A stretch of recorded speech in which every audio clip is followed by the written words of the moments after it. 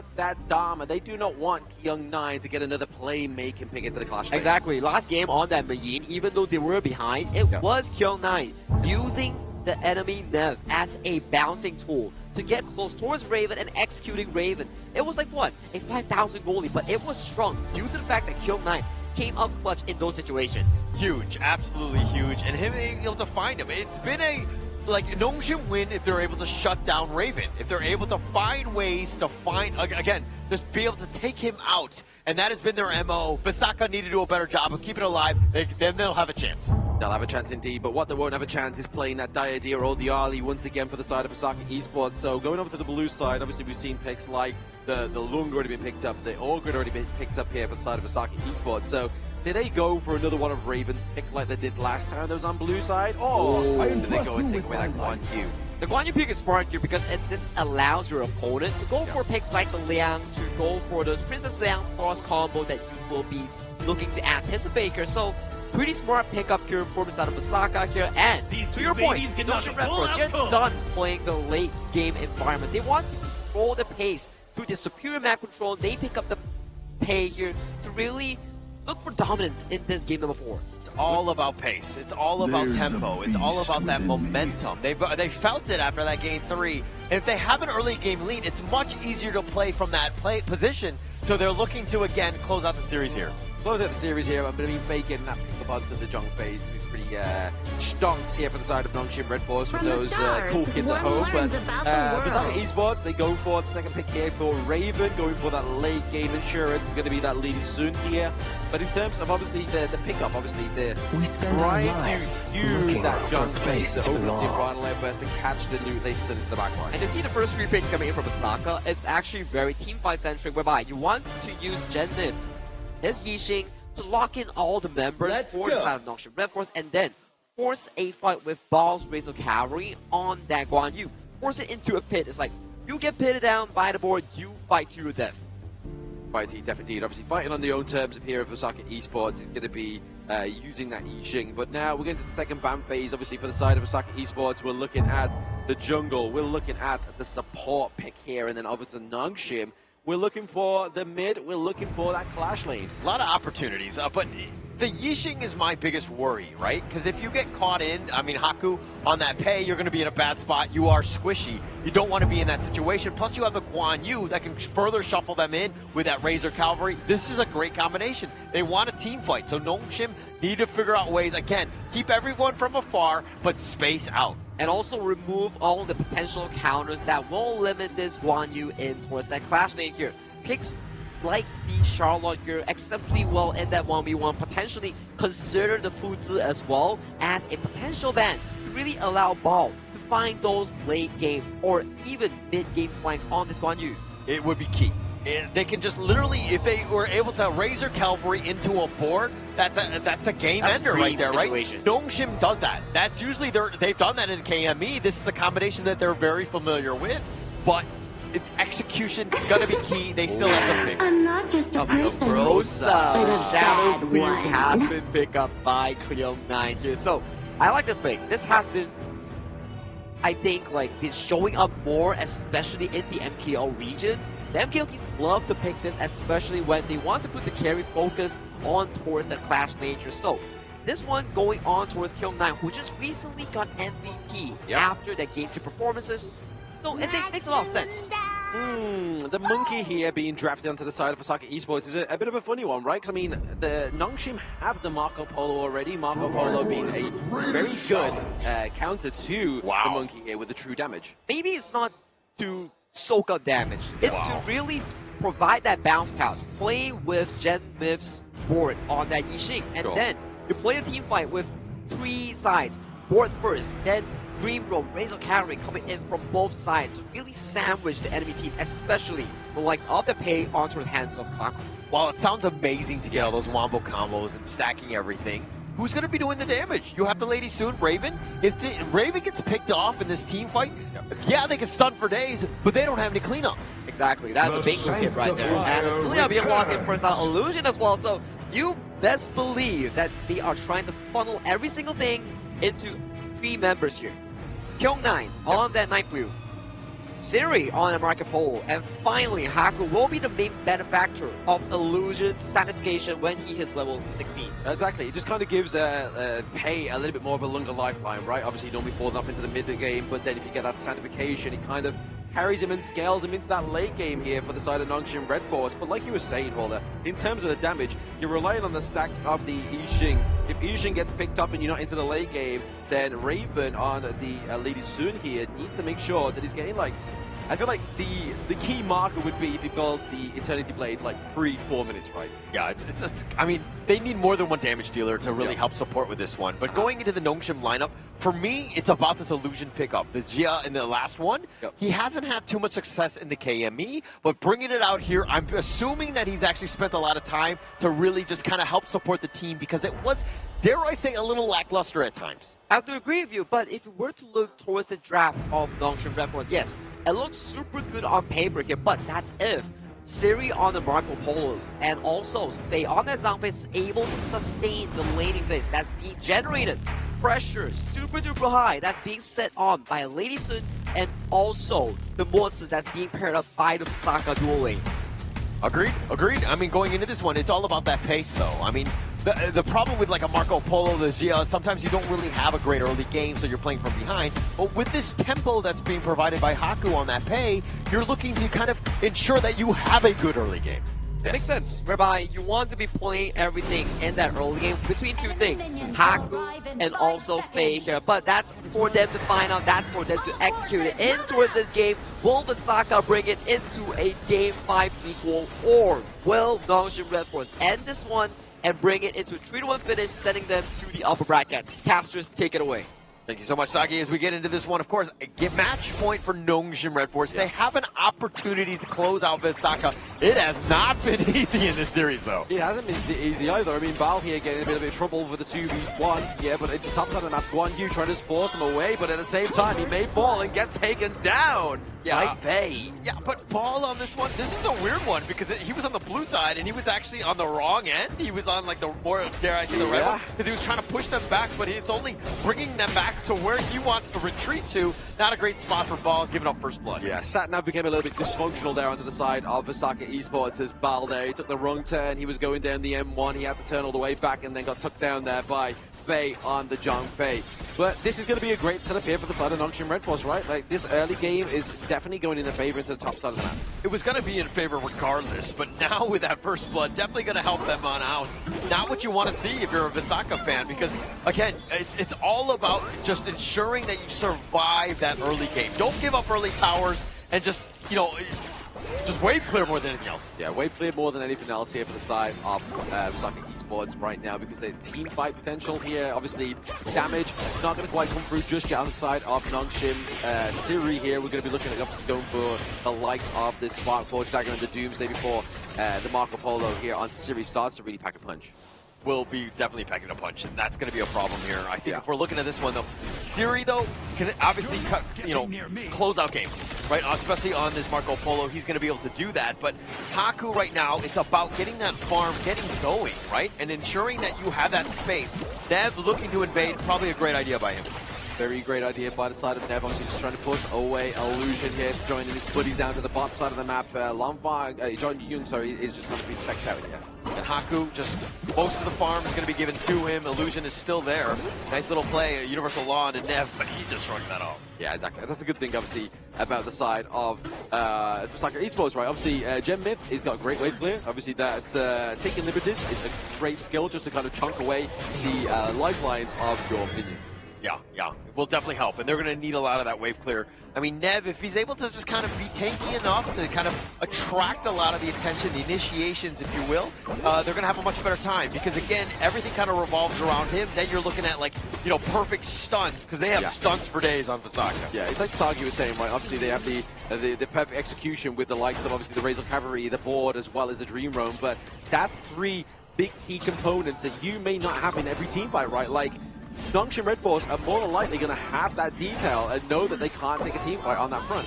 Yeah, I think Nongshim, if they do a good job of understanding when skills are on cooldown and kind of avoid certain timings, they're going to have a much better time. So it's going to be very key, because all cooldowns that are available to Vesakha, and nobody really wants to fight into that death ball. Oh, absolutely not. No, especially with Nev onto the monkey, right? Obviously, if they manage to get series to sort of like level up a little bit faster here, obviously he is blundering here on the gold lead against Raven. So he needs to be nice Razor Cavalry. They find Haku. The heroic charge is on point as well. They're doing the damage, and with that board, this is that moment. Was Ball able to find it, and he does some serious work. And now KIC2025 is getting a little bit low. Oh, but nice little punishment onto him, but he goes in for that. Nev with the Dream Roam gets that pick off. Very beautiful pick off there. I mean, it is a sign of the times here for the side of Vesakha Esports, playing very well into that mid lane. But at the same time, Raven has not been checked just yet. He's just kind of having the time of his life. Still a bit early, right? Yeah. I mean, it's only 4 minutes in. They're going to pick up the Tyrant, but this is looking great for Vesakha, right? That's the perfect start that you're looking for. Vesakha even looking to potentially steal on this one. I think it would be very, miraculous if they were able to do it. Not able to do it. Yeah, exactly. It's going to be Nongshim. Yeah, they did their ball this way. Oh, the Leaping Savior, but the Dream Roam, he's not able to get away, and Nev is starting to do some serious work on this Mickey. Yes, Bridge Charge being built here for the side of Vesakha's ball as well means that he's kind of engages onto this back line just to get him stunned, locked into place. It's going to be something that Nongshim have to consider when they don't know where Ball is. They got to be a little bit aware, right? Yeah. They just can't be grouped up until you know where Ball is, because he can catch you out, turn the team fight on its head, and this is what happens, and you're down 3-1 now. 3-1 in terms of the kills, and the gold lead is quite exponential at this point of the game, right? 1.6k gold lead is definitely going to kind of bring the flavor that you need, especially onto picks like Monkey here with the Blazing Cape, kind of mitigate any kind of healing that comes through. But we haven't really been seeing that devastating combo of the Isuya as well as the Marco Polo with the damage reduction from Isuya. Yeah, not yet. I mean, Haku right now still farming in his own jungle, looking to just, taking from the different lanes, right? They're trying to be greedy, letting them get going a little bit faster to kind of catch back up, because Vesakha right now, they've got a sizable lead. A big sizable lead here from the side of Vesakha Esports right now. But I mean, Haku is just trying to get a little bit of that pressure back into his own ball game here, taking away that the 5. Yeah, they'll take that one out. And now if we're looking in the mid lane here, Vesakha, again, just changing gears. They want to understand that the Azure Golem is going to be the next target here. Nev is still up in front. It's going to come back to Smite. It looks like Haku will commit it. Does get it. Haku, actually... Oh, no, sorry, Nev. Yeah, Nev gets that one, so taking away the Azure Golem here is definitely a little bit of the same story from last game, right? Like, yes, it's not as straightforward going off from a pay, but still, that's resources your enemy's stealing away from you. Yeah, taking away everything at this point. KIC2025 on this one. The Umbrosa's going to be an interesting one. I don't know if we've seen him on the Umbrosa. I don't think so either. I don't remember seeing him. No. Not at all, but I mean, he's definitely... nothing really shining out just yet, right? Obviously, we can potentially see as we get into more sort of like team fights orientated for the side of Vesakha Esports and Nongshim, that then we see KIC2025 just looking for those split pushes, right? Yeah. And I mean, it looks like they're going to decide to go. The board has been set up. They've got locked into 3. The Fatal Frenzy just keeping them up, but the box is slowing them down. And here comes the Dream Roam. The Unbridled Outburst. Faye looking to turn this around. John Young is a little bit low, but here comes the Razor Cavalry. He's under tower, pushing them around. Siri has to Fever Barrage just to safety, but Faye's getting even low, but Fall has already been killed. Haku now being focused in. It looks like he's going to go down. Nev is doing some serious work, but 4 members out from Vesakha. Nongshim now, it looks like they want to trade. They have 2 members from Nongshim, and they're not able to get Nev at this point. Not able to get Nev at this point, and they don't have the mini wave crashing through into the turret just yet, so they might just go and trade this T1 for the life of Nev. But a 4-3 trade overall here from the side of Nongshim. RedForce is definitely what they wanted after that early game. If you wanted to see 2 teams really want this game, this is it, right? And just break that one down, DJ Blam. Well, I mean, it's rightfully so though, right? This is like not tournament life on the line, but it is the potential that you get taken down into the lower brackets, which is then when your tournament life gets threatened. Yeah. I mean, like Ball doing some serious work on that one.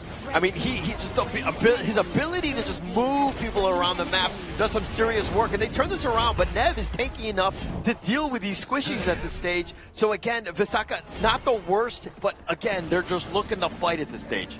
Looking to fight, just looking to kind of just get by, which in Honor of Kings isn't always going to be the means of a victory in the game. I mean, yes, getting by might be able to kind of just limit the amount of times you die and limit the amount of gold you give over to the enemy team, but it's all about the enemy team brewing up that moment. Look at how Nev actually has a like a 2K lead over Haku. Just been completely turned it around. He's 4-0-2, picking up the Tyrants. If there's ever a player that's like, hey, I want this game, Nev is the moment. And they find Raven. They get the pick, but Dream Roll from Nev gets the return kill. Haku's going to be killed as well. They have the fuck, and Siri needs to be a little bit careful. He's going to get gone on. Nev gets the kill. Faye Leaping Saviors back to safety. Illusion is there, but he gets pushed under the tower. Ball making moves. Beautiful, putting the ball into the back of the net there. It was going to be Ball just pushing Illusion into that T1, getting that kill over here. But now Young 9 with a bit of a that'll just tip for tap. Young 9 has to use a Fatal Frenzy just to stay alive. Nev has been such a nuisance. Ball is as well. These guys are balling. They are balling indeed, right? You have to add another L and an I and an N onto the side of Ball, but he is definitely putting his name on the staple Guan UK. What a great game thus far, but can they close it out? Again, this is all space for Raven, who has been focused quite a bit. He's died twice already, which is not great, but the rest of Vesakha really picking up the slack. They are picking up the slack. Neb's on like, what, 604 KDA right now onto the Monkey. Really being the carry and the front line his team needs in this game number 4. Yeah, what a great game by Nev. I mean, if there's ever a player that's like, hey, I got this game, we're going to go to a game 5, this is the one, because he's created so much havoc for Nongshim. They really don't have any answers. No answers at all at this moment in time. But I mean, it looked like that for the last game, right, where Nongshim looked like they were pretty much back towards the ropes, but we can't count them out. They have got some kind of level 10 minute mark activation. Yeah, and it's really come back to Siri, who's been quiet, right? He's stayed alive. He hasn't really done too much on that one. But now the Fatal Frenzy, the heroic charge. Oh, it's pushed around Chunk 9. Doesn't matter how many lives you have, you're going to be killed on that one. The Unbridled Offers, but they've got the Overlord, and that's going to be huge for them. But now Vesakha with that kill, they did trade away the Overlord, though. Trade away the Overlord, trade away the Unbridled Airburst, but that was a nice play, though, by the side of Nongshim's Faye, right? Obviously just using the Unbridled Airburst, cancelling out the Dream Roam, and enabling no steal there, but into the top side of the map. Haku doing a lot of damage onto Bal, just making him force away. Where's he going to drop this Vanguard? Obviously, into one of these lanes that currently being pushed, or maybe they put it in his top side and just allow Siri just keep bombing up. Yeah, I think you're going to see exactly how the enemy team is moving before you really want to commit it. You can be a little strategic with this, as you can place it where you want. But like, let's talk a little bit about Siri. He's actually 500 gold behind Raven, and he's died a single time. But this is the thing where, you know, in the last game, they won because Siri was, again, off the map. He was farming, and he was able to like overcome. But now he's actually behind, not the same situation. Not the same situation. You can kind of see this going for a little bit more of a playmaking potential, right? Obviously, you get the Frigid Charge being that 4th item onto the automation.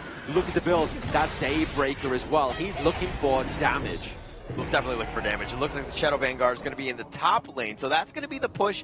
But this Kyung 9 033, a little underwhelming in that sense, hasn't really been able to kind of pop off because Vesakha is just so tanky, and they're like pushing him in a bad spot, which is just like not been great for him just overall. Exactly. I mean, there's a lot of CC onto the enemy team, right? Like if you try and dive in with that second skill off the Rosa, you're just going to get stopped into your place, locked down, and she doesn't have the biggest health bar at this moment in time. Yeah. But it's not about the size, it's about the motion of the ocean. I don't know what that means. But it looks like Nongshim here are going to look to kind of push with the Shadow Vanguard. They're going to put a little bit of pressure on, but it's more than anything else, they want the buffs if they're able to take them out. And it looks like the cooldowns are not on time. Yeah, I mean, with nothing else onto the Gorge right now, obviously taking away those little camps is definitely going to make Vesakha Esports be like, right, okay, this definitely going for our gold lead here. Yeah, it's all about that gold lead. I mean, there's a 2K Ball looking around, finds the Razor Cavalry. Here's that board, that 1-2 combination, and the old man Illusion is going to be killed. Haku getting thrown around. He's just trying to dash away if he's going to be pounced, but Ball is on the horse. He's looking to cut off the angle of retreat. Haku's looking to go down. No chance to get away from Raven.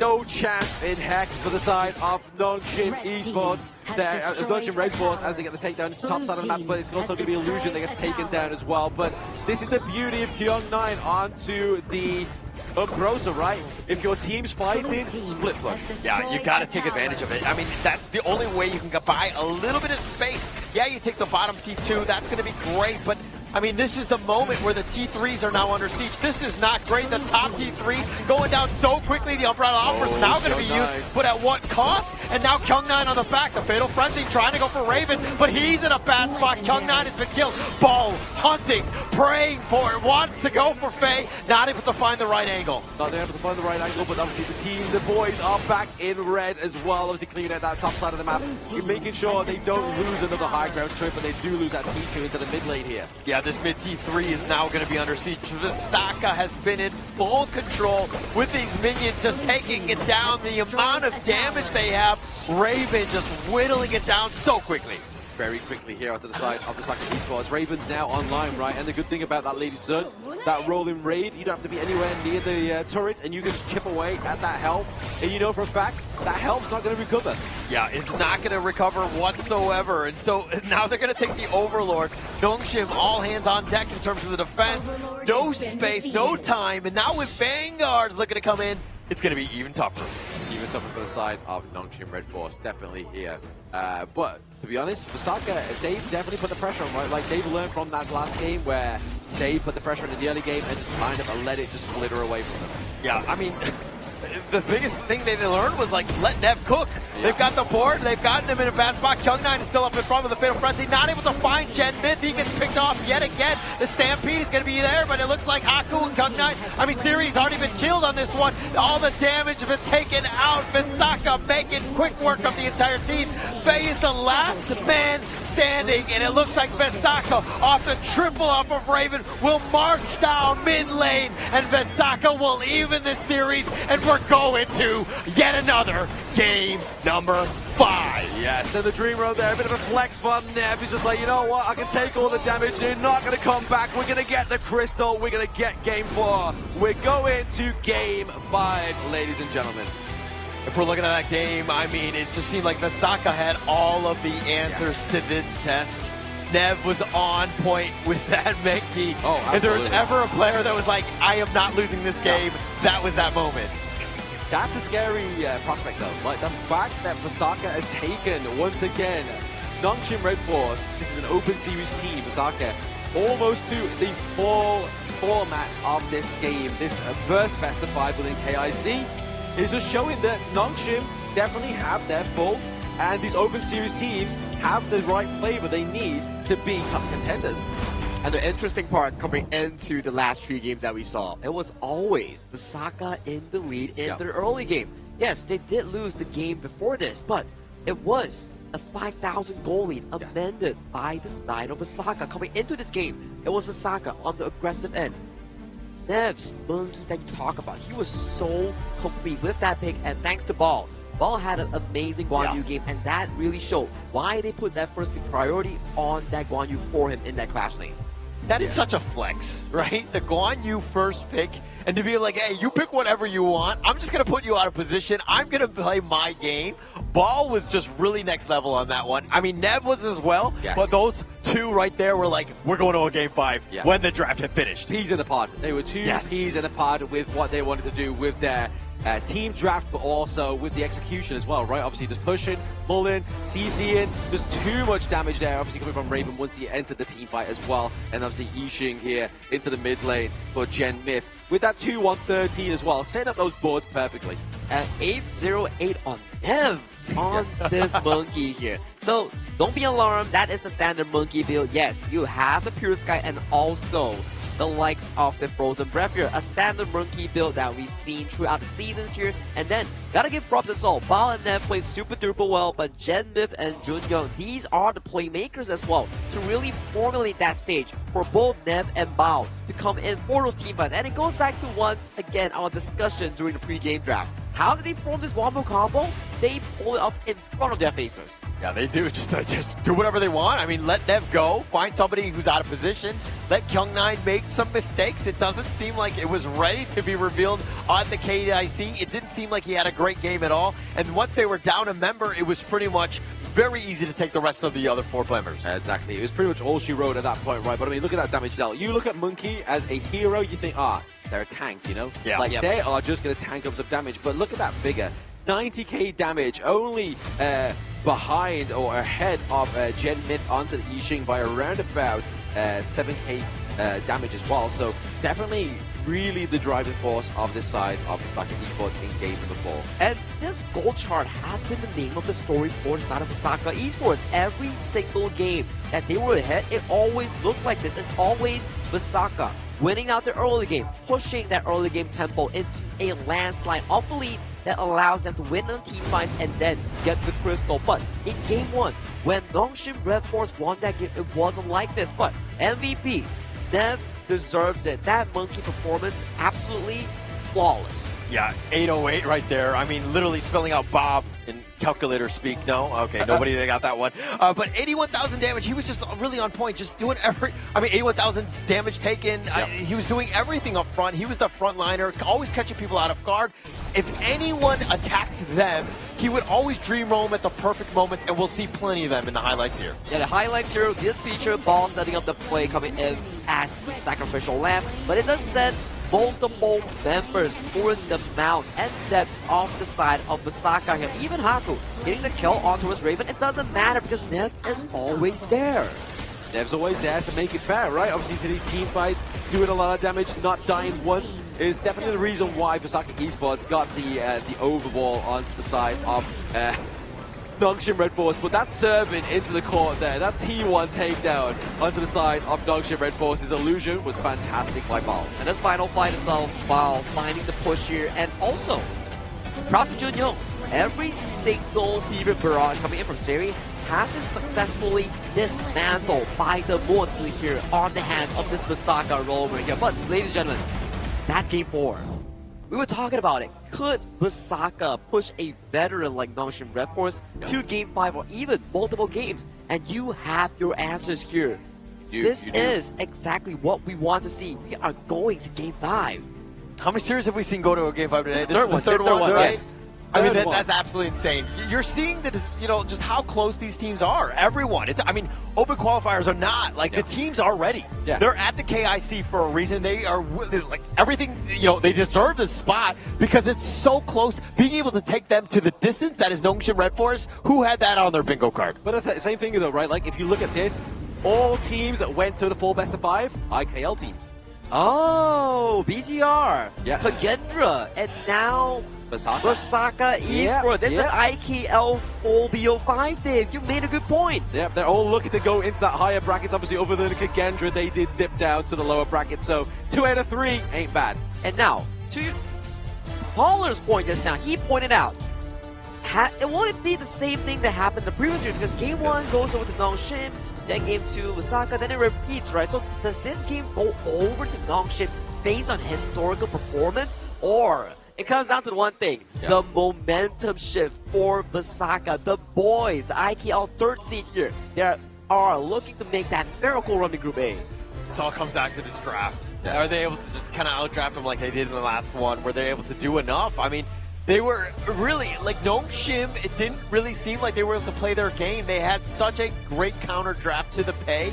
It seemed like they were completely ready. Vesakha are looking again to look very strong and to take the fight to Nongshim and close this series out. But Nongshim on towards the blue side here, so they still do have some of the potential pickups that they could look for, potentially something like a Maestro for Illusion, or Pay for Haku, or finally the Arlie going in favor for the side of Seri. These are still potential picks here that Nongshim could really look to focus on if they are on the blue side. Exactly right. Like, blue side really opens up a lot of opportunities here for the side of Nongshim. But, like, we go back to that point where it's like flittering to and from with who is going to be winning these games. Do Nongshim continue the pattern, or do Vesakha Esports break the code? You can see the players are just casually talking about the drafts, and they need to find the equilibrium after the 24 bans implemented in towards the global ban pick, and also the banning system with the default 4 bans here. So without further ado, let's go into game number 5's pick and bans here with Nongshim RedForce towards the blue side and Vesakha Esports towards the red side. This is the moment, right? I mean, which of these two teams really want it? We were talking about how Nongshim are great in late game series, long series, if you will. This is as late as it's going to get, at least for today, with this best of 5, 5th game.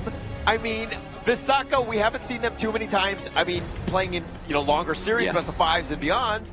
But this is a time where they do they have the heroes? Do they have the heroes? I mean, this is what the game will really start to show here now, right? Obviously, going into the ban phase, we do ban out the Maestro Inui for the side of Nongshim RedForce. Obviously, don't want to give that over to Illusion, but the Luna being taken off here for Neb as well. But still, we've not yet to see a Jin come through. Is that going to be one of the calls here for the side of Vesakha Esports, potentially? That may potentially be the case here, as Nev is one of the known assassin players here towards the IKL region. So that will be an interesting pickup here if they do go for Nev on that carrier pick here. But coming into the second phase, I mean, the first few bans here, we do see more of these expected bans here. Like we mentioned, Arlie and also Maestro will be removed from the pool from the hands of Nongshim RedForce. Yeah, respect and respect. Both of those bans right there. They don't want to let Siri get going. I mean, he was the finals MVP of KME. With the Arlie, just being able to just kind of top deck everything, right? He was able to just kill everything. So this is something that is going to pull it out. And it looks like Nongshim are taking a play out of the playbook of Vesakha. They're going to do the Guan Yu themselves. Oh, Kyung9 getting the Guan Yu, the good old GY coming through here for the side of Nongshim RedForce. But what is Vesakha's answer going to be here? Do they look to go and maybe try and get that 1v1 matchup locked into place? Or they go for the Dolia here? Maybe, just maybe, we're not going to get the Yang Jian. Maybe we could get the doing. Well, no Yang Jian, no Yu1 due to game number 1 here. So they are going for the floorboard tank. I love this floorboard tank because it is such a strong counter against Guan Yu. Once Guan Yu wants to come with the Razor Cavalry, this floorboard tank immediately breaks your ankles with those multiple knockups with his kids. Oh, Nongshim going a bit for a bit of fanfare, right? I mean, they've got the monkey, they've got the Guan Yu. I mean, they're like, hey, you did very well on that pick. Now it's my time to show you how you can do even better. This is like one of those moments where like, yeah, don't copy my homework, just, look at it. But this is exactly what Nongshim RedForce is planning for their game number 5 here. Strong engage in the form of the Guan Yu and also the monkey, and the consistent DPS coming in from Series D and J. But Vesakha, they come in prepared. They lock in Genmith on another strong artillery mage. It won't be Hua. Yeah, in for Vesakha's mid lane. The long range, the long arm of the law, if you will. Genmith is going to be a sniper on this one. They need to be careful because, Nongshim right now, they're still kind of up in the air in terms of how they want to go in terms of, like the mid laner and as well as the roam. So this Nua could be some serious issues, especially if the Menki Dream roams in. You can kind of creation block him around a bit. Yep. There's many times I've played Monkey and then the enemy team's picked up that Nua, and it has been a bit of a nightmare as well. Yeah. But at the same time, it's in that same kind of respect to the D-Ranger as well, right? Like, obviously, if you're using that push to kind of, like, push him away, try and get that cleanse off of him, then they kind of allow the Flowborn tank to come through and have a bit more of an easier time for the catch. That could be the kind of MO we've been seeing here for the side of Nongshim RedForce. It could be. So, for the side of Nongshim RedForce, they are lacking a mage and also a roamer here. For the side of Vesakha, we're looking at a clash and farming the double cycling in question here for Vesakha here as we go in towards game number 5.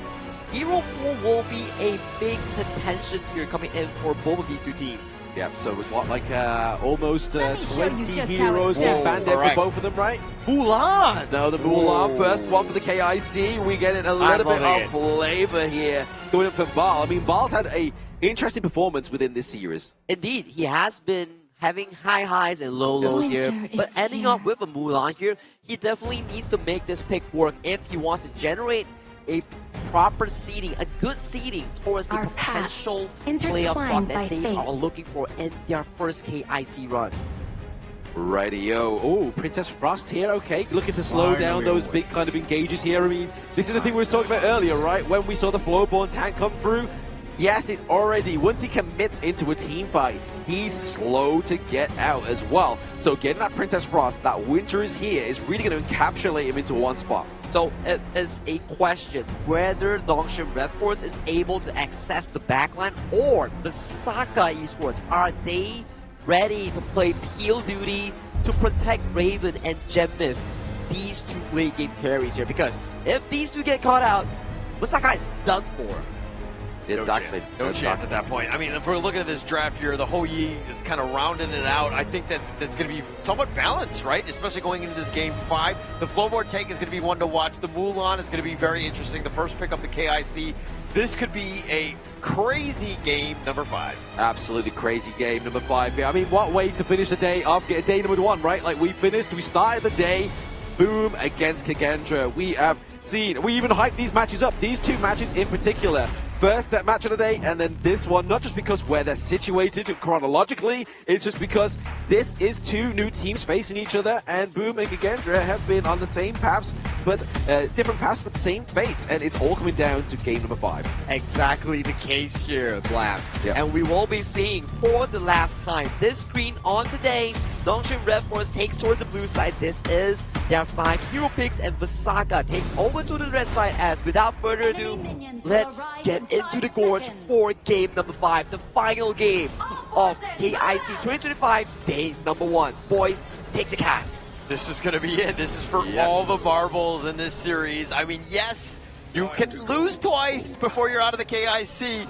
but it comes down to this one game. One team is going to be ecstatic that they move on to the upper bracket, continue on, undefeated, quote-unquote, but the other one is going to go down, and it is going to be a very difficult journey for them. A very difficult journey, but I mean, the prospect that makes me more excited here as well is like, whoever goes through to this one goes up against a potentially blacklist in the upper brackets. Yeah, nobody really wants to get there. I mean, we haven't gone that far. We don't know if that's going to happen, but it's looking that way, kind of in a sense. But we'll have to see. I mean, the games have still yet to be played, but this is a situation where you want to be in the upper brackets. You do not want to be there. Everything needs to be on the line on this one. Yeah, you'll be having cold sweats tonight.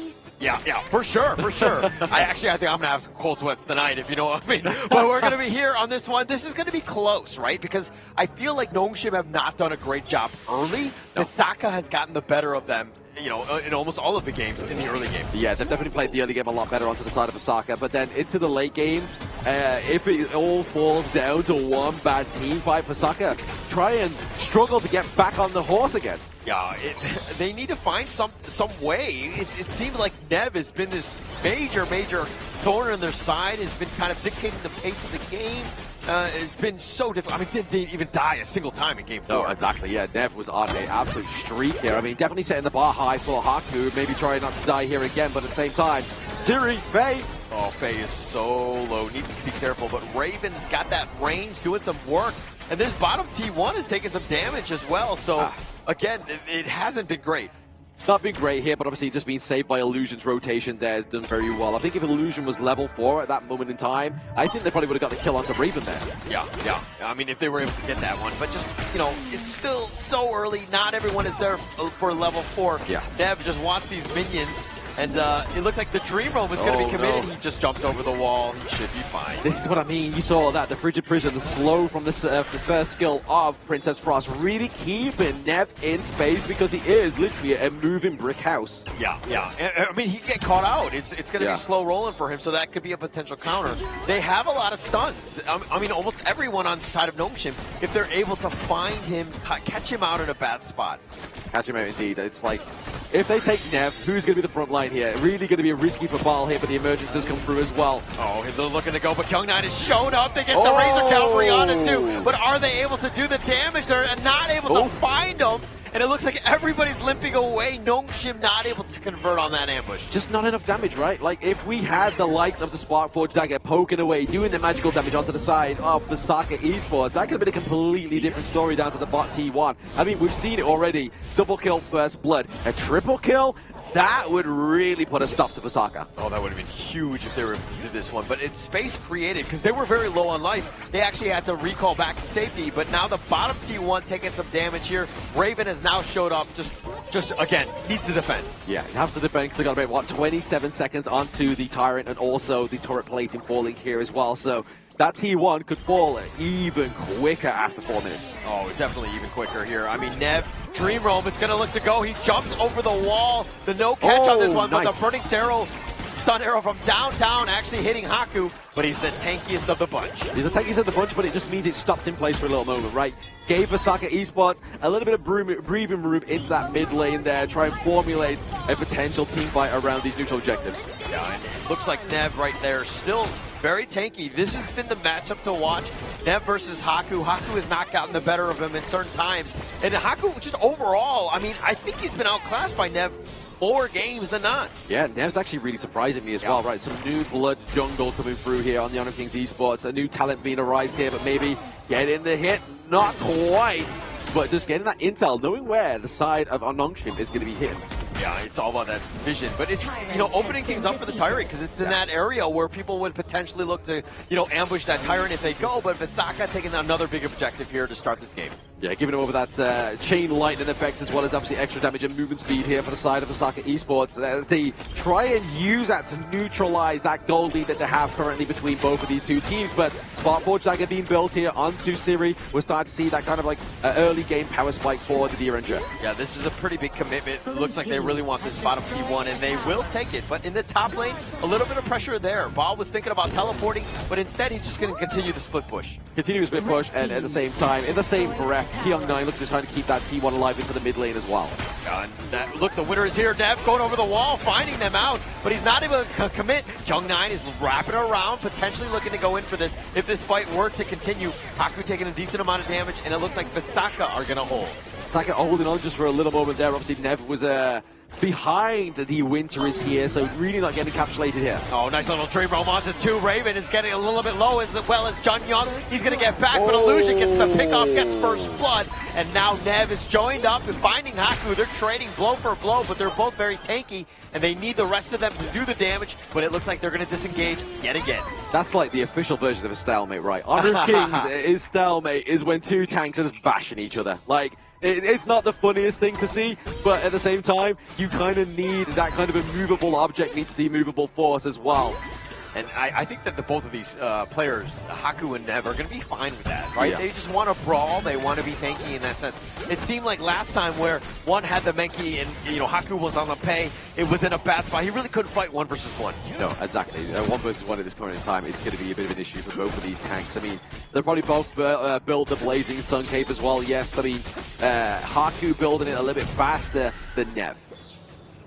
Building it faster, it's all about speed at this point, right? I mean, net worth is the same, but it's the slight item advantages that you might get to give yourself an even bigger one into this team fight here. But look at how Nongshim are rotating. They're looking to take, you know, towers, and they're sticking together. But now Ball on the side is looking to go for this one. They get the pushback onto Raven. He's already been killed, and Kyung9 trying to find him, pushing back. They've got 2 on this one, but Siri is getting a little bit low. Nice. Nev makes it pay. Faye looks to be the next target. Needs to be careful. Nev doesn't want to commit for this one. But Genmith has been killed on the other end of this one, and now it looks like Nev is all by himself trying to go for Faye. He does trade his life away, but he will die.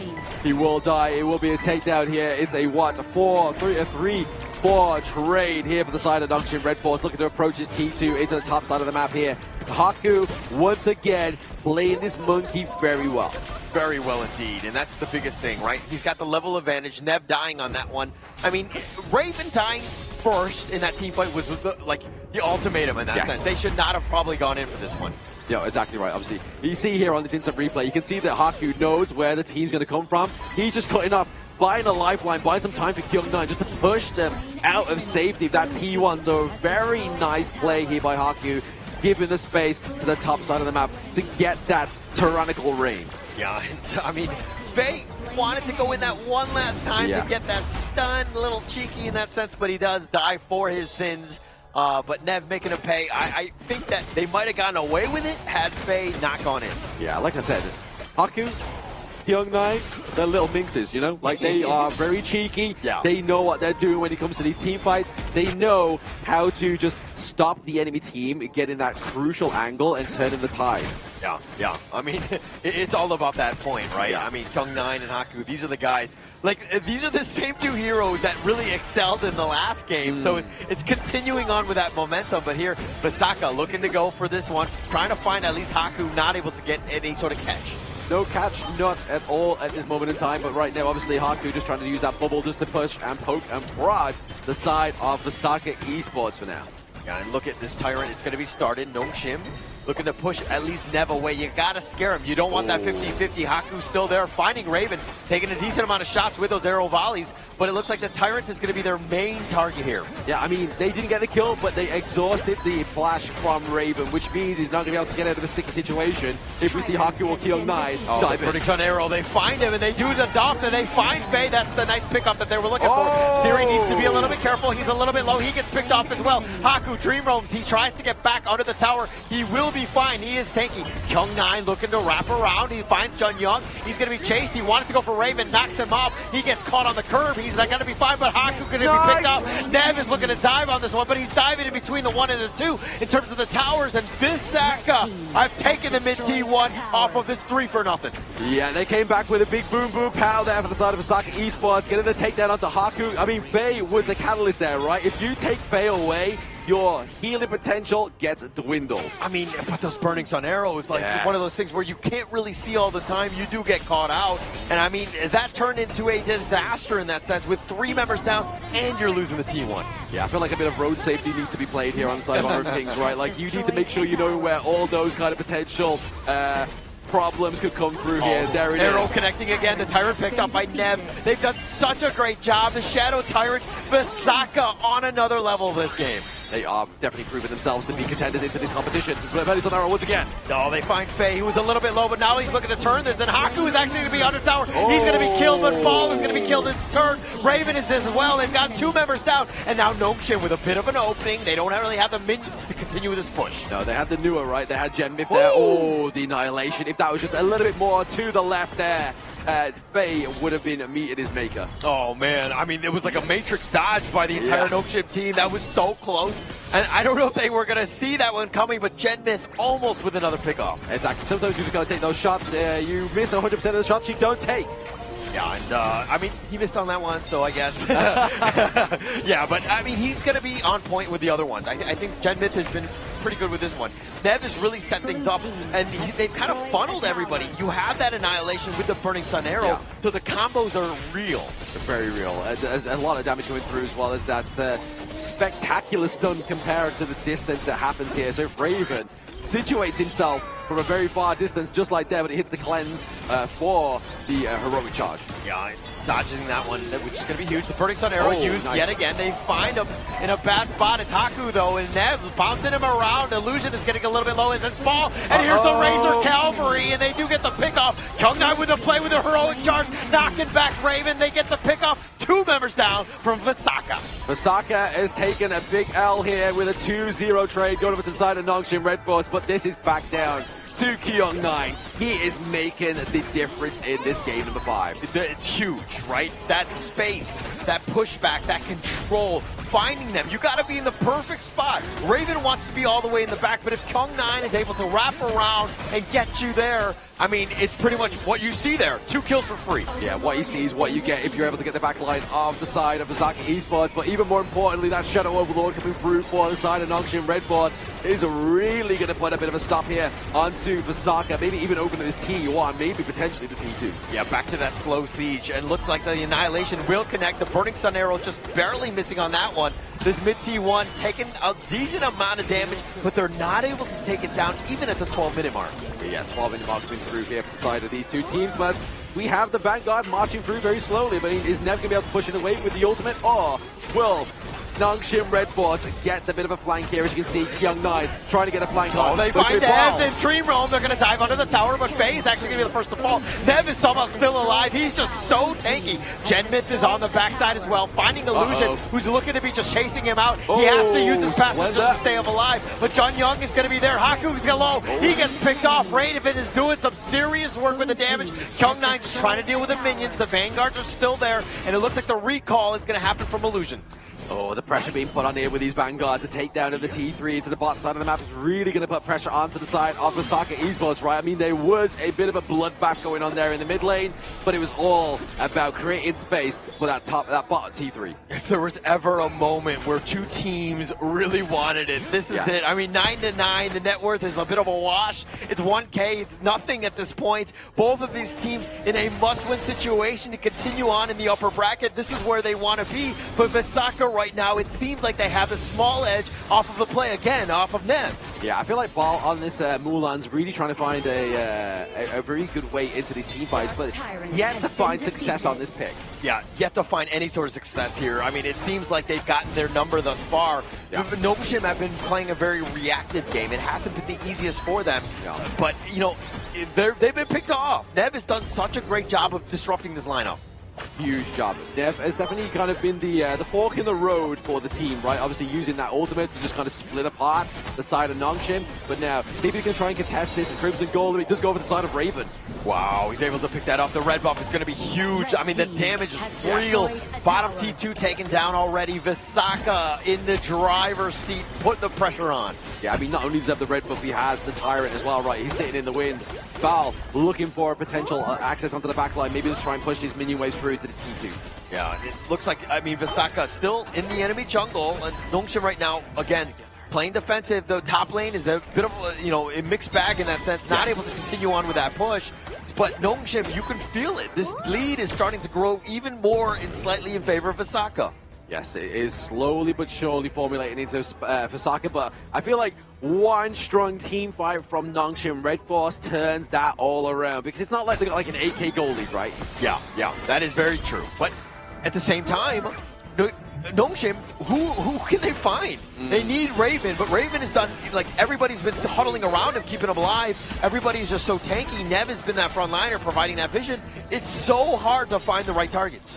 It is. I mean, they're definitely going to try and dismantle Nev out of the equation first, and then that opens up Raven, opens up Gem Myth, which then really Burning Sun Arrow gets the damage. Oh, they find Haku, but they are not able to continue on. Kyung9 is taking a little bit of damage from Ball on the side. Haku's still up in front. Nev has just been this crazy monster. The Annihilation with the damage, but not really too much more. Yeah, not too much more. With the minion waves crashing through here, we can see that Haku's maybe trying to get the freeze on there, using that football just to push, poke, and prod. Get rid of any means of these minion waves. The bill farewell on to Jun Young. A little trade for blow, but they find Kyung9, who gets under the tower. He's going to be fine. That was close. Very close. I mean, he does slow the pace, right? The tempo that Kyung9 was going for definitely got hindered there from that Burning Sun Arrow. Afterglow on Haku. This blue buff has been waiting and queued up for him. They were going to look to just keep it and make sure that he has it, but the Overlord is going to be the big target. Haku might be going to go in. He's not able to get in. The stuns were on point, and now Nongshim on the run. Vesakha, are they able to get some sort of catch? They're not able to really find anything, and it looks like Nongshim get away, but they did lose out on the Overlord. They lose out on the Overlord, but Vesakha, for all their graces and blows, they get the Overlord here. They haven't quite put... Oh, they're putting it down to the bot side of the map as well, create the pressure, enable him to get this T2 into the mid lane, just really put Nongshim on a bit of a back foot here. I feel like the wind is slowly being knocked out of Nongshim's sails. Yeah, this is going to be that time, right? How to Vesakha here, putting the pressure on. The minions, not too much, but they're going to wait for the Vanguards. The Shadow Vanguard is in the bottom lane, so that's going to be the key one. Vesakha have played this one to the T. The winner is here, is going to be on point. They're doing some damage onto Nev, but they're not going to do enough to kill him. No, enough to kill him, using that Annihilation just to drive him away into that team fight. Obviously, Haku taking a big blow, a big chunk of health away here. Yeah, a lot of the damage. I mean, just being in there. The Shadow Vanguard is going to be the next big target. Vesakha, on the other hand, look at this one. They're doing some just raw damage on that mid T3. Yes, exactly. They just need to try and just whittle it away, just get that damage there and really open it up. Get those super minions coming through as well. Make Nongshim's life a little bit harder. Burning Sun Arrow, that's going to connect. That's going to start things off. But Raven not able to find anymore. Nev was still up in front, but they look like they're doing some damage to Haku. He's just being whittled away. They need to be careful. Vesakha has some serious damage at the 17-minute mark. Serious damage, but also some serious work to do, because Nongshim are offering a really good defense here at these T3 territories, which they do ultimately lose that bot side of the map, but it was a bit of an inevitable with all those Vanguards. And look at how Kyung9 made his way all the way around the river. He needs that perfect flank. He's trying to set himself up, but the rest of Nongshim are slowly going in. Now they're going to find Kyung9, who's in a bad spot. He's going to be focused in. He's going to try to drive away. He does wheelie to safety. Wills to safety, but that Blazing Sun Arrow. Oh, the Haku, though. Now he's going to be the next big target on this one. It looks like he found Jun Young. The Annihilation is going to be there. They have the stuns, but they don't really have any sort of control on the rest of them. And it looks like Vesakha, again, poking and prodding, not really being able to find that target. No, this is where it's going to be kind of like a game of 4D chess, right? Like, if you leave one piece out of place here and you are Nongshim RedForce, I feel like that's game number 5 done for you. Yeah, it could be just as simple as that, right? One team fight either way. Yes, you have a 5K lead from Vesakha, but this Tyrant here, it's not the end of the world. The biggest one is going to be the Tempest Dragon, but they don't want to give up anything at this point. And Haku will get that steal. The Annihilation is going to be there. Jun Young is a little bit low. Needs to be careful. The Bitter Farewell on, but Faye's in a bad spot. He's He's getting bounced around as well. And now they're looking to go. They find Faye. They get the pickoff. Haku has to dream roam just to safety. The rest of Vesakha are going to be in the mid lane. They're going to set themselves up for that Tempest Dragon. I mean, forcing Nongshim back to the base at this point in the game is probably a good call, right? They got like, what, 35 seconds on that Tempest Dragon. They get healthy, they try and come back, but at the same time, T3 into the mid lane gets taken down. Yeah, taken down for this one. Vesakha, I mean, they had the minions. That's the perfect play. Now it's setting it up. Now they can back off, take that blue buff on the way to the Tempest Dragon here. Tempest Dragon now spawning in a roughly around about 15 seconds time, right? The Nongshim do have the Tyrants. Obviously the buff going in their favor, but they also lack 2 T3s as well, which is going to be troublesome. It could not have been any better, right? In terms of this script. Yes. Game number 5. Yes. For the series, we're going to a Tempest Dragon. Yeah, first Tempest Dragon of the day as well is going to be a scare for these two teams, but the ultimate game-ending mechanic. Yeah, this is going to be that moment if they're able to take this. Haku is starting this one out, and it looks like the rest of Vesakha looking to just kind of deal with the minions. All the lanes will be pushing, so this is going to be a tough one if they want to go for this. But now Vesakha turning this around, they want to start the Tempest. It's going to be a tough cookie, but Raven building that Sage's Sanctuary, he knows he's going to be the prime target here. He's going to be the prime target, which, you know, he needs to be in that perfect spot, ensuring that he stays alive. They have a lot of CC if they're able to find him, though. Yeah, exactly. I mean, right now, we are seeing production playing a little bit of a devil's advocate, right? They are building the tension here, as they should, because the Tempest Dragon is onto the gorge here, being baited currently by Nongshim RedForce. The Burning Sun Arrow, that's going to be the start. They find Faye. Neb is looking to do that damage with the Annihilation, but Faye is somehow still alive. Neb is taking a lot of damage. Kyung9 looking for the flank, but he's not able to find anything. Sage's Sanctuary onto Siri. Haku is a little bit low. John Young is at about half life. They find Illusion. They get the pick, and here we go. It looks like Haku's still being bounced around. Neb, it's going to be personal. He wants to go for Haku. He's going to continue on the chase, but Haku has that speed. They're going to look to just end the game. The top T3's been taken out. It's going to be a matter of time that they have the Sage's Sanctuary. Ball is going to be there. Kyung9 trying to fight this 1 versus 3, and he's getting whittled down, arrowed, if you will. Raven gets the pick, and Vesakha will win Game 5! Vesakha Esports, the Open Series team from the IKL, take Nongshim down a notch. The KME champions back-to-back. Absolute cinema, right? If we were going to see any sort of series go the distance, it's going to be the open qualifier for Vesakha Esports taking it down to Nongshim RedForce in a Game 5. Beautiful. I mean, that's really kind of disrupted everything we thought was going to happen within KIC in day number 1. It's just day number 1. Upsets after upsets. You can no longer count out Open Series because they fought that way from the very bottom all the way and challenge the best of each region here. KME champions here taken down by Vesakha Esports in the upper bracket in a dream fashion with a Tempest Dragon spawn. Yes. Like you said, obviously you can't write it any better than that, right? Yeah. Last game of the day, Tempest Dragon. Tension is so high because these two teams have never met a single time within Honor of Kings Esports, and now they do, and it's a big upset for Nongshim RedForce. Huge upset, right? I mean, Vesakha Esports going into this one, and we were talking kind of the tier list. Nongshim, we thought they were kind of high. We thought they were going to have a great chance, but Vesakha were like, not today, my friend. Throw all the predictions out the window here because Vesakha is here to play, and that was 2 words, absolute cinema. Yes. Crazy game. I mean, that's exactly where we wanted to end this series, end the day of all things, off of a Tempest Dragon. That was perfect. Yeah, I mean, it would have been worse. Like, it would have been so anticlimactic if it was the opposite, like a 7-minute game, and that's it. And it was like Nongshim or Vesakha taking the victory. Like, oh, guys, completely. Let's wait for day number 2. But this is just built the tension. The storyline was so beautiful coming into this final series here. Out of all the series today, I think this was the most hyped up one. Even though out of the 2 IKL games, it was specified as well against Alpha 7, against Esports. But today, this one, the storyline built in for the side of Vesakha, the underdog story. Everyone thought like after game 1, yeah, it's gonna be 3-0, but the resilience, the early game power here coming in from the IKL 13 Vesakha Esports, just too darn magical.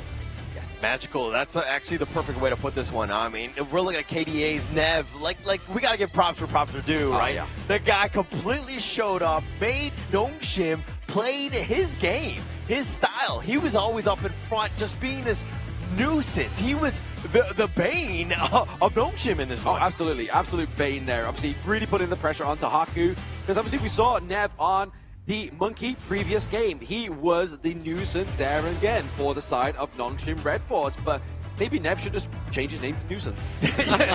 Maybe Nev means nuisance in some languages. We don't even know. I'm not that smart to know that. But check out the damage dealt here coming in by the double carry here. It's the same thing that we discussed back during the drafting phase. If Kyung9 isn't able to find the double carry, this is exactly what's going to happen. They're going to do so much damage that's going to be hindering your approach in all these objectives, which is what allowed this last set of goalie to go in favor of Vesakha Esports in Game 5. I mean, there was one time I was really scared for Vesakha Esports because I noticed before game number 5 happened, Kindo Fu fist bumped Raven. I was like, this is it. If they lose, it's him. Oh my gosh. Is it the energy that was given to him and he was able so. It actually it's like Space Jam. Hey, and he gave him the here. MVP. MVP is Raven. That was a fist bump. No. I mean, he was able to pick this off. 237, not the greatest of KDAs, but he was staying alive. His Burning Sun arrows were on point. Very the on amount point. of damage, 181,000 damage. Insane. Almost 10,000 damage per minute, by the way. And this is absolute insanity coming in from a Hoagie who doesn't really have a lot of room of error in this game here. But let's check out the highlights here. The Burning Sun arrow lands on towards the side of Haku here, and Haku gets bounce house and gives direct access for Nev towards the backside here. But Kyung9, check out his positioning here, sending the members into the enemy team. Constantly doing that, right? You know just that, like constantly you know that, putting pressure on, just getting everybody out of position. Just a really well played by Kyung9. Yeah, exactly. But I mean, you know on this one, obviously, yes, Nongshim lost, but Kyung9 played his heart out. Agreeable. Kyung9 was everywhere, looking for those big plays, but in the end, it's a 5-person effort in honor of KIC. It's no way one person carried the entire team, which exactly today, in a 5-man lineup, in a team lineup, Vesakha Esports stood tall and they took down Nongshim RedForce. They did indeed. Nongshim RedForce falling down the greatest red. I mean, they need to change the title. They definitely have something to prove now going down into the lower brackets, right? Like, this is a group that either could potentially get Blacklist knocked there. This could be the group of upset, right? Like, ACT is still in this one as well. Yeah, I cannot wait to see the rest of this. I mean, this GSL format is great to begin with, but the fact that we have 4 more days of the groups to see games, like, literally all of them are going to go to Game 5. But hey, that's all our comments here. Let's check out the host, Mara. What does he have to say? An interview. Which player that is worthy for this epic upper series? Mara, take it away. And congratulations to Vesakha Esports. We're here with Raven. Man, that was such a great fight. We went all the way to Game 5. It was back and forth, but there were a lot of times that your opponent, Nongshim, was in the lead. How were you guys able to bounce back, just like what happened in the last one? I think we are a very resilient team. We are very composed. Despite being down 1-2, I think all of us were quite confident to win the series no matter what, because come for very long and we want to prove that we are a strong team. So we try our best and we succeeded. And that was very well done. But we have to talk about another great job that you guys did, which was that backdoor in Game 5. Talk us through that moment. Whose decision was that? And what was happening in the comms during that time? Actually, the comms was very chaotic because it was 20 minutes and everyone was like panicking, but I was the one to say like, hey guys, calm down, like we are in the lead. As long as you guys protect me, like we'll win for sure. And it was 20 minutes and I think the only champion that can quit me was Guan Yu. So I told my teammates to find a Guan Yu, and then if the Guan Yu is seen on the map, we'll win for sure. That was great leadership, great communication, regardless how chaotic it was. Now moving on to tomorrow. Regardless what, you'll be facing either Blacklist International or ACT, which is a Filipino team. If you were to choose, who would you rather face? I'd rather face ACT. ACT? Why? ACT easier than Blacklist.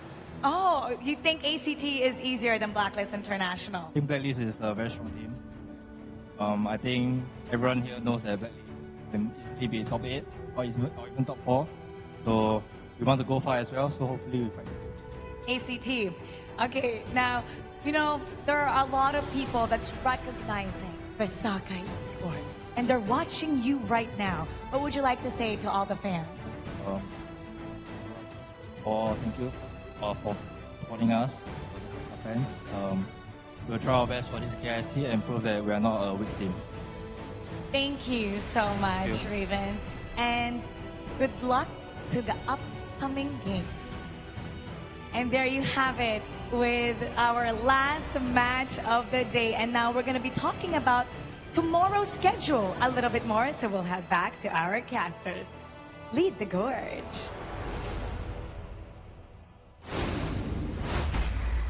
Thank you, Mara, and also thank you, Raven, for the fantastic interview that we had just now. He's a very honest man. He's telling you, like, hey, Blacklist is pretty strong, so we'd rather face ACT for a shot towards the top 8 here. But man, today has been a long day. It has been, what, 3 full best of 5s, all with IKL teams. Yes. Yeah. I mean, 18 games in total. I mean, out of the possible 20, that's exactly what you wanted, right? For a day one to start off the KIC, it couldn't have been any better. Yeah, warming up the casters for the full duration of the event. Yes. Well, let's check out the group brackets here. So just now was Group A featuring Vesakha and Nongshim RedForce. This is the first series coming in from Group A with Vesakha taking down Nongshim in a 3-2 fashion, advancing to the upper bracket finals. If they win, they go towards a knockout between the winners of Black or ACT. Now, for Nongshim RedForce, if they lose this in the lower bracket, they're out. They're out. I mean, they will know their fate on Sunday, right? Like, that is going to be the 16th, but obviously tomorrow is where we see the Philippines go against the Philippines. The PKL teams go head-to-head to see who makes it into the upper bracket finals and sees who tries to take Vesakha Esports off their phenomenal run so far. I think at the end of the day, no team is really out of this one. I think that everything is very close, but I mean, Group B here, we just saw HBSC with the fastest series of the day, 3-0 over Elevate. But, you know, I mean, the second one, A7 versus Bigetron, going the distance like all the other series, 3-2 over Alpha 7. And it's an interesting one, HBSC versus Bigetron by Vitality. It's a rematch of Honor of Kings Nation clash, so it will be, once again, these two teams facing off. Last time we saw, it was a clean game coming in from HBSC. I wonder, will Bigetron by Vitality be able to topple the script and raise supreme against HBSC? Because so far, in terms of overall performances, HBSC looks super duper dominant in day number 1. Yes, I mean, we look at the lower bracket as well, just briefly, because obviously I'm very much looking forward to that one, to see who comes out of that one for personal reasons here. But look at Group C as well. We do get KAGENDRA going against Boom, and obviously Boom was able to take that 3-2 fashion as well, bringing them into the upper brackets. But we obviously have still that first game of the day as well for Group C, which is going to be APG going against RRQ tomorrow. So we get the final IKL representative there, which is going to be RRQ going against APG. That's going to be a tough game. There are a lot of good teams still out there. I mean, a lot to see exactly where these teams really stand out. Is the APG, you know, train really for real, continuing on from KNC as well as the MKL? Yeah. But RRQ, this is the Phoenix Born Rider, like the qualifier that they went through to get themselves in here. Are they ready to take up APG? Now, I don't know whether they are ready to take up APG, but if they do fall down to the lower bracket, you have 2 IKL teams going at it in Group C in the lower bracket if they do lose. All right, I guarantee in that lower bracket semifinals, an IKL team will win. We'll see how it goes, right? But let's check out tomorrow's schedule that we will be featuring for the remaining games that have yet to be played. Fortunately, MKL fans, you're in for a treat because Nova and APG will be playing in the 2nd and 4th game here. But to start off today, it will be the rematch of KMW Grand Finals here, Twisted Mind and OG Esports here. And following the series, Loops go against Nova Esports in Group D, the group of death. Yes, and then the following game after that is going to be Blacklist going against ACT. Obviously, PKL going against PKL. The fans here in Manila will love that one. And then the last match of the day is going to be APG going against RRQ, the Phoenix Reborn qualifiers. The Phoenix that was reborn that didn't qualify within the IKL. Yeah, actually, I'm looking at some of these. I don't want to quote anything, but I'm thinking that we'll see at least one Game 5. Yes. I think that it's still going to be potentially there, but there are going to be some pretty close ones in this one. I feel like it's going to be similar to today, whereby we're going to have like back-to-back like Game 5s. Just looking at the matchups, it's definitely going to be a long and exciting day tomorrow with the featured matchups here. So log in your calendars, set an alarm, don't miss it. Yeah, I mean, we have to set alarms as well, Yeah. right? So we have to be here, we have to get up and actually make the attendance for this event, so you guys should too as well, because it is free entry if you do live locally within Manila as well. So definitely come down and check out this broadcast, check out the huge stage, and obviously the carnival here as well. Yeah, there's a lot of prizes to be won, activities if you will. They have a lot of cosplayers as well. The players, like the atmosphere has just been electric throughout. That's an electrifying, whereby if you want to take pictures of the casters, the players, feel free to do so. Just be sure, respect boundaries, and all is Just get my okay. good side. Get my good side. Oh. Which is Which the is? left or the right? How- You choose. Perspective. But hey, that's all for today at the Caster's Desk. My name is Sagi, your desk host for the entire event of today. The caster duo to wrap it up the session will be none other than Blam himself and also Holler. But that's all for today. Good night. We will pass it over to Mara to wrap the show up. Goodbye. And that concludes the opening day of KIC 2025. And that's just a preview of the intensity that has yet to come, as tomorrow, the battle for the throne continues. Witness the intensity of the battles between two Italian powerhouses and the debut of the back-to-back Kings of Brazil, a Philippine versus Philippine matchup, and a battle for honor to prove one worth to the world. My name is Mara Aquino. Keep it good vibes, everybody, and see you in the next match. Good night.